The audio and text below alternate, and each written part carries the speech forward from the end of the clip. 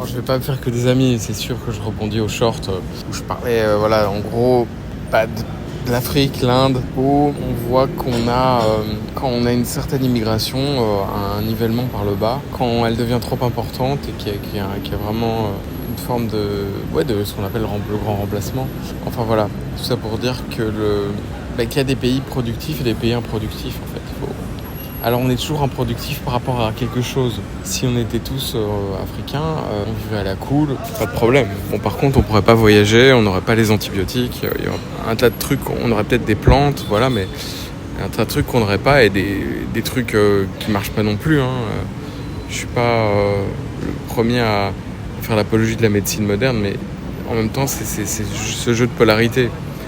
Et en même temps, on est productif par rapport à quelque chose. Enfin voilà, les Japonais sont productifs en moyenne, plus productifs que les Zimbabwéens. Et je pense qu'ils le seront toujours. Voilà, c'est comme ça. C'est pas. Alors est-ce que c'est la culture mais avant qu'il y ait la culture, il y avait les gens. Donc enfin, c'est compliqué à expliquer. Et donc on parle de la notion d'essence d'un peuple. Et les Zimbabwéens ont certainement d'autres qualités. Et d'un point de vue économique.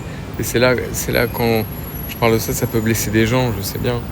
Et d'ailleurs, c'est pas du tout déjà individuel. On peut être un individu de ces pays-là et être extrêmement brillant. C'est avant tout quelque chose qui se juge en termes de courbe de Gauss, de masse. La courbe de Gauss, en gros,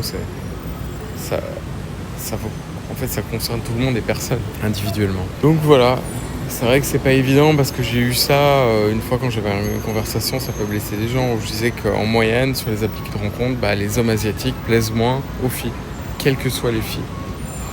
Et j'avais un Vietnamien en face de moi, c'était pas très adroit.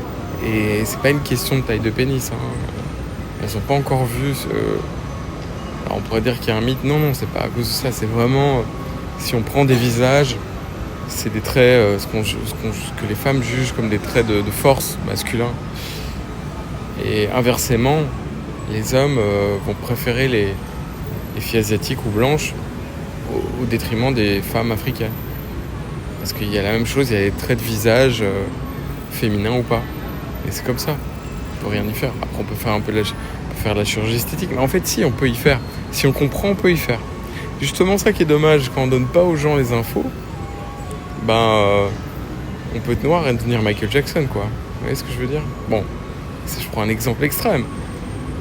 Mais c'est juste quelqu'un d'intelligent et de travailleur, en fait. Tout simplement.